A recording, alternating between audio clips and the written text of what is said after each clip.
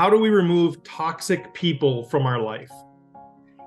Unfortunately, we all have to do that from time to time. The struggle is how? How do we do it? And I think one of the first things we need to do is figure out what kind of toxic are we talking about. Just like when people get poisoned or things like that happen, there's kind of this acute toxicity that happens, and then there's this chronic toxicity that happens. And how we handle this when we have toxic people in our lives is different depending on what kind of toxic it is. For those acute toxic, we're talking about those people that are just sort of in your face. You know they're bad for you. Other people know they're bad for you. Society knows they're bad for you. They are just bad people treating you badly. And some of this is incredibly serious. And I want to encourage you, if you are in a very toxic relationship, something that involves abuse, something that involves, whether that's physical, mental, whatever that might be, sexual abuse, seek a professional, get help, reach out, find somebody, call 911, get yourself out of that situation. All right. That's hard to do. You might need to involve professionals to do that, but you need to get out of that situation. But those are situations where we all look at that and say, that's a toxic situation. That person needs to get out of that situation. But there's another type of toxicity that happens, another type of toxic relationship that happens that most of us understand and most of us are dealing with and have dealt with for many years. And that's that chronic toxicity. That's the kind of person that over the years, things that they say, things that they do, the way that they treat you, things they say behind your back or to your face, those are the kinds of things that add up and sort of ruin your life and make you miserable and cause unhappiness. And the reason that this is so difficult is that sometimes other people don't see it. And sometimes it doesn't impact other people the way it does you. You are unique. You are an individual. You have a certain personality. You respond differently. I respond differently to different things. Some things that really bother me that I consider toxic in my life, other people would say, what's the problem? I don't see any issue with it. But it's toxic to me. And if it's toxic to me, it's something I need to figure out what to do about. All right. So for example, people that don't listen, people that would rather just talk themselves and not listen to what you have to say, those people are toxic to me. And I encounter a lot of them because I'm a good listener. I love to ask questions. I love to dig in. And what happens is that I attract the sort of people that love to talk about their favorite subject, which is themselves, right? You know these people that they talk and talk and talk about themselves, and you bring something up and they change the subject to get it back onto themselves. And everywhere they go, it's talking about themselves. And they talk, and they don't listen. We know who those people are. Now, some people love those people. Some people just adore those people. They love the energy that they bring. And that's great. But for those of us who are wired like me, it's toxic. It erodes my happiness. It makes me miserable. And that's just one example. We all have those sorts of things where people in our lives are sort of toxic and they're bad for us. And other people don't see it, but we need to figure out how do we get rid of that in our lives. And it can be difficult. Now, don't get me wrong. I've had the other kind of toxic in my life. I've been involved in knowing adults who are abusive in many different ways, whether toward me or to other people. I've had managers at work who are incredibly toxic, and everybody knows they're toxic, but they keep getting promoted, which is one of the great mysteries of Fortune 500 life. I once had my manager changed, and I had a new manager, and I believe that she was incredibly toxic, and most people would say that she is. Now, if she's on your side, people love her because she'll fight for you. She'll give you the raises. She'll give you the money. She'll give you everything. But if she doesn't like you for whatever reason, man, it's toxic. And I remember I got switched over to work for her. And this is coming off, I'd been there, I don't know, maybe 5 years or something. Every year, great reviews, rated a 5 out of 5 on the scale, getting bonuses, getting promoted, all kinds of new things. I got to work for her. And my first interaction with her, I sat down with her and she said, I think you're nothing but a pencil pusher. I'm sorry. I thought, was it a joke? Is this candid camera? She said, justify your position for me. Clear. Okay. And I explained everything. I think you're just a pencil pusher. What? And she used public shaming of myself, of other people. She'd put things up on her whiteboard and call people out who made mistakes. Luckily, I never made the whiteboard, but other people did. And it was terrible. It was terrible. And I actually went and talked to executive management about this. And I said, I don't know what to do here. And it wasn't about tattling. It was about, help me figure out, what do I do in this situation? How do I handle this? Because I can't figure it out. And I was told by an executive leader, they said, well, she's not the devil. To which I responded, it was a pretty funny interaction. But you know what? Other people love her. Other people adore her. She's getting promoted. People work for her. For me, it was incredibly toxic. And frankly, almost everybody there knew it and they suffered from it or whatever. So I understand the different kind of toxicity. But here's the thing. How do we get rid of toxic people? It takes courage. That is the bottom line. It takes courage. And that courage starts with understanding, what do you want out of life? That's where it starts. How do you envision your life? How do you envision your job, your career, your nonprofit work, your friendships, your relationships? If we don't understand our view of what we want out of life, we won't really understand why we're feeling like some people are toxic, and we certainly won't understand how we can get out of those situations. So first thing you need to do is figure out, what do you actually want out of life, out of work, out of career, out of your job, out of your relationships, romantic, friendships, hobbies. What do you want? And once you have that, you need the courage to then to sort of engage with the person who is toxic. And now the reason understanding what you want is so important is that now you have a groundwork where you can talk to them and you can say, make it not about them, make it about the misalignment to your vision. Okay? So I could go in that situation that I was in, that real toxic situation, acute toxicity in the workplace, and I can say, here's the deal. This is not about you, even though I think it was. This is not about you. This is about my vision for what I want out of my job and my career. I am not after becoming chief actuary. I'm not after becoming CEO. I'm after contributing in a way that advances the mission of the organization in the context of positive, encouraging, mutually caring, respectful, community-based relationships and team. That's what I want. And you can't offer that. And that's fine. That's not how you run things. I need to find a situation for me where I can contribute in a mutually beneficial, community-based, mutually caring, team relationship-based model. And you know what I found? It inside the same company. I went to do capital markets hedging, and I found that in that team. Mutually respectful, mutually caring, common vision, allowed me to contribute, allowed me to use my strengths and my gifts in the way that I was wired. Does that make that first one wrong and this one right? Well, in my mind, of course it does. But in total, not really. Not really. It's not about right and wrong. It's about alignment. So in those acute situations, figure out what you actually want and then use that, summon the courage, and get yourself out of that situation, whether that's a friendship or a work relationship or whatever that might be. Now, the other one is the one that's more chronic, the one that's sort of dripping over time. It's like that slow poisoning that you watch on a Lifetime movie, right? That sort of thing. What do you do about that sort of thing?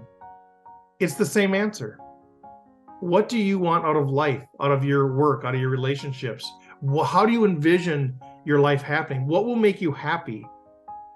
In the words that I use in my coaching, what will make your life the most epic? See, we are on an adventure already. Life is an adventure. Work is an adventure. It's like a safari. The question is, what will make it epic?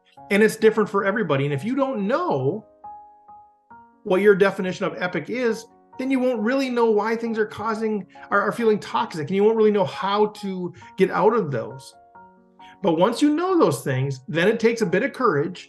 But I'm telling you, knowing what you're actually trying to get out of life and out of your relationships, that will give you more courage. And at minimum, it will give you the words and the rationale to get you out of those situations. So let me give you an example. I mentioned before that people that talk incessantly drive me nuts. Doesn't mean they're bad people. I love them dearly. But for me, it's just a slow, dripping, toxic sort of situation. And so here's an example. So this has happened many times, but one example. Guy invited me over to his house, play poker with him. Super nice guy. Everybody loves him. I love him.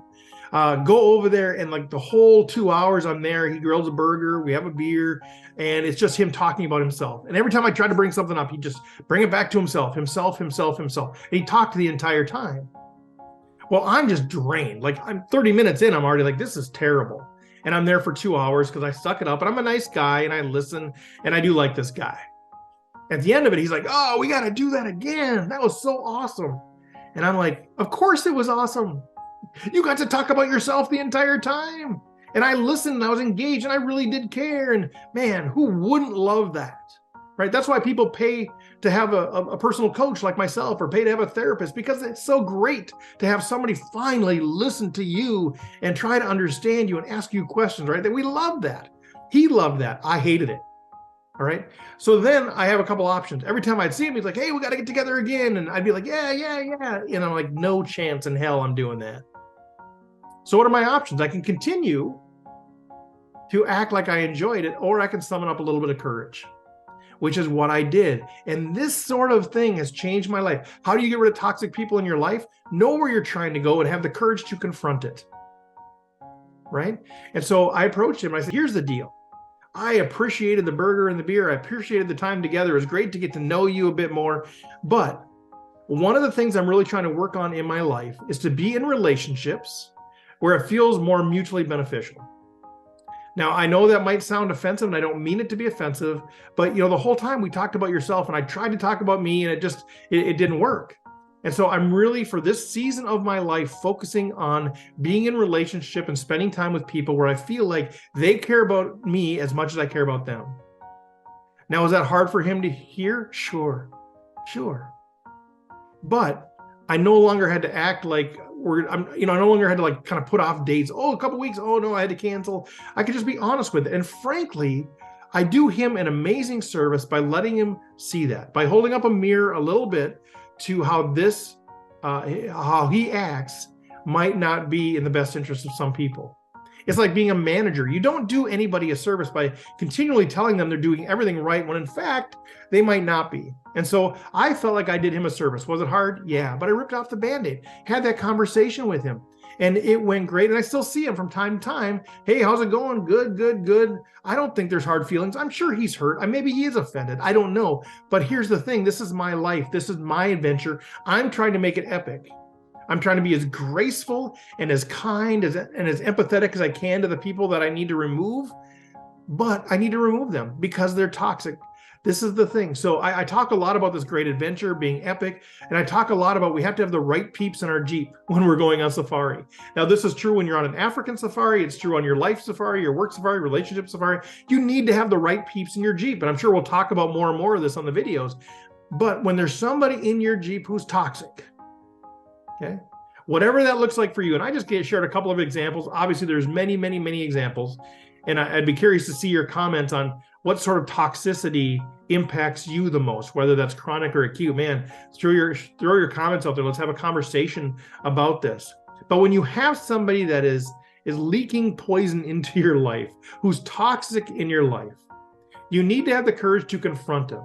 And I think that's what everybody will say. Have the courage. What I have found, because I am not naturally going to be a courageous, divisive, my way or the highway kind of guy, what I need to have the rationale to explain why this is causing toxicity in my life, the rationale to be able to say, even it's not you, it's me, when that's appropriate. And to do that, I need to understand myself, and I need to understand what causes happiness in my life. What makes my life epic? What am I trying to accomplish in my life, in my work, in my career, so that I can understand why this person is contrary to that, why this person is toxic relative to what I'm trying to accomplish. If I don't know that, then I'm just sort of making stuff up. It's hard to really justify those things. The other thing that comes with that, and we'll talk about this in other videos, is that once I know what I'm trying to do, now I can identify who the right peeps are. Now I can identify more easily who the wrong peeps are, because I have a framework in which to do that. But this video is specifically about how do you get rid of toxic people who are in your life. Number one, if it's acute, if it's an imminent threat, if it's a danger to you, get professional help, involve the police, involve whoever you need to, a therapist, whoever it is, to take care of that serious problem. Nobody deserves to be treated poorly. I don't care what you've done. I don't care what your history is. I don't care what you've accepted in the past. Today's the day. Enough is enough. End it. Get rid of it. Have the courage. Find somebody that can join you in having the courage for that. But for those of you who are suffering the more common sort of toxicity, that sort of dripping poison that's entering your life, it's the same thing. You need the courage, but you need to know what you're trying to accomplish. Involve others if you need to. That's how you do it. I want to encourage you, there is freedom on the other side of removing toxic people from your life. I allowed toxic people into my life for a long time. And again, doesn't mean they're bad people, doesn't mean it was always that acute sort of thing, but people that I knew had a negative impact on my happiness. I allowed them in because I'm a community builder and I invite people in, I encourage them in, and then I would find out that they have certain characteristics that would bother me, that would drive me crazy. Unresponsive, late all the time, talking about themselves all the time, not staying on task, unproductive, right? Drunkards, whatever it might be, those things that drove me crazy. And I allowed those things. And then over the past couple of years, especially, I've been more intentional about identifying it, calling it out, and extricating myself from it. Either kicking them out of my Jeep altogether or moving them from close to me to the sides of the Jeep, right? I want to be on my epic adventure. I want to be on my safari, surrounded by the peeps that I just love, that I connect with, that aren't toxic. And we got the top down, the wind blowing through our hair. We're high five, smiling. That's the epic adventure that I want. And I've got to have the right peeps in my Jeep for that. And that involves taking toxic people, kicking them out or moving them to the side, right? Because family members, you can't always kick out, but you can move them to the side. You don't need to give them the amount of weight that they have in your life. You don't need to give them as much time as you're giving them. All right. So that's how you do it. Courage grounded in a clear vision of who you are and what you want to be and what you want to experience in this life, in your job, in your leadership, and in your relationships. See you next time.